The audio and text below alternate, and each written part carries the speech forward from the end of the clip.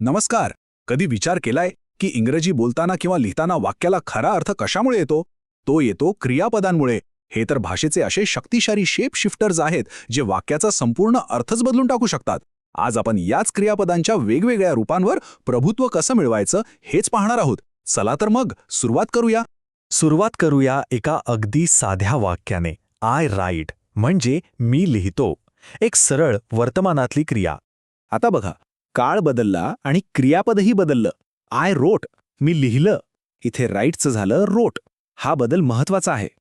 आणि आता हे तिसरं रूप, आय हॅव रिटन. याचा अर्थ लिहिण्याची क्रिया नुकतीच पूर्ण झालीय. पाहिलं ना, एकाच मूळ क्रियापदाची ही किती वेगवेगळी रूपं आहेत. तर मग प्रश्न नेमका हाच आहे की हे रूप नक्की का आणि कसं बदलतं, आणि हे समजून घेणं इतकं गरजेचं का आहे? आजच्या या विश्लेषणात आपण बरोबर याच प्रश्नांची उत्तरं शोधणार आहोत, जेणेकरून क्रियापदांचा वापर अगदी सहज आणि अचूकपणे करता येईल. चला तर आपल्या आजच्या प्रवासाचा एक छोटासा नकाशा बघूया. आपण आधी समजून घेऊ की क्रियापदाची रूपं म्हणजे काय, मग त्यांची 5 मुख्य रूपं कोणती आहेत, ती वापरून वाक्य कशी बनवायची, काही महत्त्वाचे नियम, आणि सगळ्यात शेवटी हे सगळं शिकणं नक्की का महत्त्वाचं आहे. तर मग आपला पहिला मुद्दा, क्रियापदाची रूपं म्हणजे नेमकं काय? बघा, क्रियापदं ही काही स्थिर नसतात. ती वेळ, काळ आणि कर्त्यानुसार सतत आपलं रूप बदलत असतात. ही झाली त्याची पुस्तकातली व्याख्या. पण सोप्या भाषेत सांगायचं झालं तर, वाक्याला अचूक अर्थ देण्यासाठी क्रियापद जे वेगवेगळे अवतार घेतो त्यालाच क्रियापदाचं रूप म्हणतात. इतकं सोपं आहे. आता आपण आपल्या टूलकिटमधली सगळ्यात महत्त्वाची हत्यारं पाहणार आहोत. ही 5 रूपं एकदा का समजली की इंग्रजी व्याकरणाचा एक खूप मोठा आणि अवघड वाटणारा भाग एकदम सोपा होऊन जातो. हे ऐकून कदाचित आश्चर्य वाटेल, पण इंग्रजीतल्या जवळजवळ प्रत्येक क्रियापदाला या 5 मूलभूत रूपांमध्येच विभागता येतं. हो, बरोबर ऐकलं, फक्त 5. आणि ही 5 रूपं एकदा डोक्यात बसली की इंग्रजी बोलणं आणि लिहिणं खरंच खूप सोपं होतं. ओके, ही स्लाइड फार महत्त्वाची आहे, कारण हा सगळ्या पाया इथेच आहे. चला तर राईट हे उदाहरण घेऊनच समजून घेऊया. V1 म्हणजे एकदम मूळ रूप, राईट. V2 म्हणजे साधा भूतकाळ, झालं रोट. V3 पास्ट पार्टिसिपल म्हणजे रिटन. हे पूर्ण काळ किंवा पॅसिव्ह वाक्यांमध्ये लागतं. V4 हे तर सोपं आहे, क्रिया चालू आहे हे दाखवण्यासाठी, रायटिंग. आणि V5 हे लक्षात ठेवा, हे फक्त ही, शी, इट सोबत वर्तमानात येतं, राईट्स. खरं तर ही 5 रूपं एकदा लक्षात बसली की काम झालं.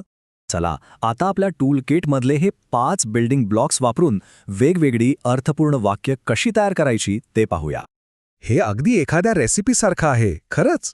चालू क्रिया दाखवायची आहे, मग बी क्रियापद घ्या आणि त्यात V4 मिसळा, झालं, आय एम रायटिंग.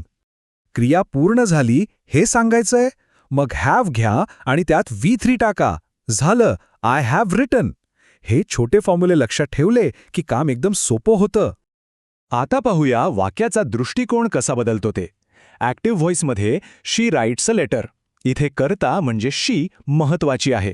पण पॅसिव्ह व्हॉइसमध्ये ए लेटर इज रिटन. इथे कर्म म्हणजे लेटर महत्वाचं ठरतं.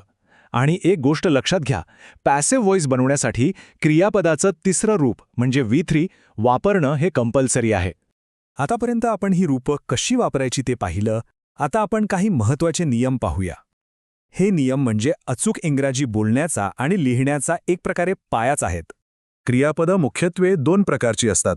एक म्हणजे नियमित, जी खूपच सोपी आहेत, फक्त ईडी लावा की झालं, जसं वर्कचं वर्क्ड.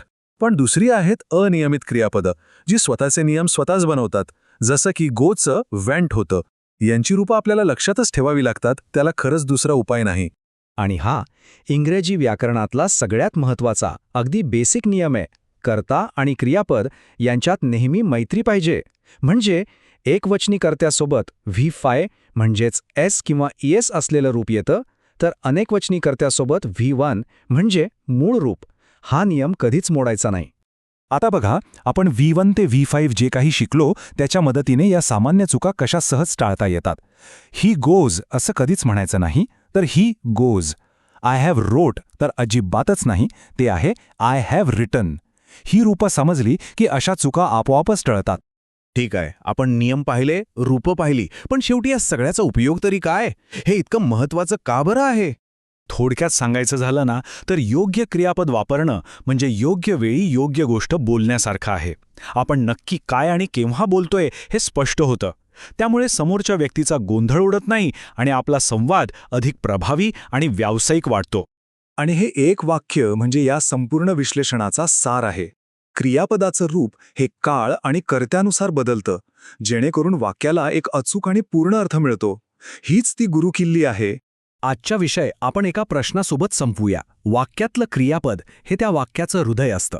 जरा विचार करा, फक्त एका शब्दाच्या वेगवेगळ्या रूपांवर प्रभुत्व मिळवल्याने आपल्या बोलण्यात आणि लिहिण्यात किती मोठा आणि सकारात्मक बदल घडू शकतो.